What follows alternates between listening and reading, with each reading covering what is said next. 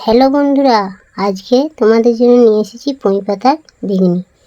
সেটা কিভাবে বানাতে হবে তোমরা শেষ পর্যন্ত ভিডিওটা দেখতে থাকো। এর জন্য নিতে হবে কয়েকটি পুঁই পাতা এবং পাতাগুলো ভালো করে ধুয়ে নিতে হবে।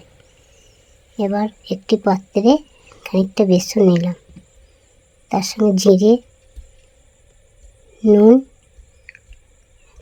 লঙ্কা গুঁড়ো মিশিয়ে পাতাগুলো ভালো করে ধোয়ার পর অল্প একটুখানি নুন ছিটিয়ে দেবে এবং বেসনটা জল দিয়ে ভালো করে ফেটে নেবে। এরকম ফাটতে থাকবে, ফাটতে ফাটতে বেসনটা নরম হবে। খুব একটা মোটা করলে হবে না, মানে পাতলা পাতলা হলে খেতে মুড়মুড়ে পড়া হবে।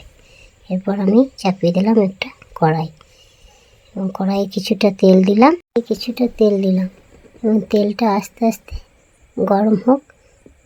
গরম হওয়ার পর আমি বেসনটা একটা একটা করে এইভাবে ছাড়তে থাকলাম।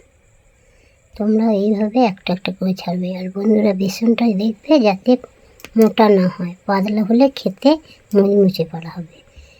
দেখো আমি কিভাবে করেছি, বেসনটা কীভাবে নিচ্ছি। এরকম করে একটা একটা করে এপিট উপিট করে উল্টে উল্টে এইভাবে হালকার মধ্যে দিতে থাকবে এবং এটা আস্তে আস্তে অল্প আঁচের মধ্যে হয়ে গেলে একবার এপিট ওপিট করে সেঁকে নেবে।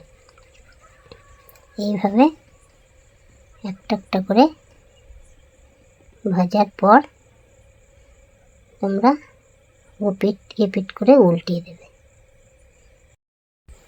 তোমরা এইভাবে নাড়াচাড়া করতে থাকবে। আর যদি তোমাদের মনে হয় যে হয়ে গেছে তাহলে তোমরা তুলে নেবে। আমার এখানে আরেকটু হতে বাকি রয়েছে, তো আমি আর একবার নাড়াচাড়া করে নেব এবং আমার হয়ে এসছে।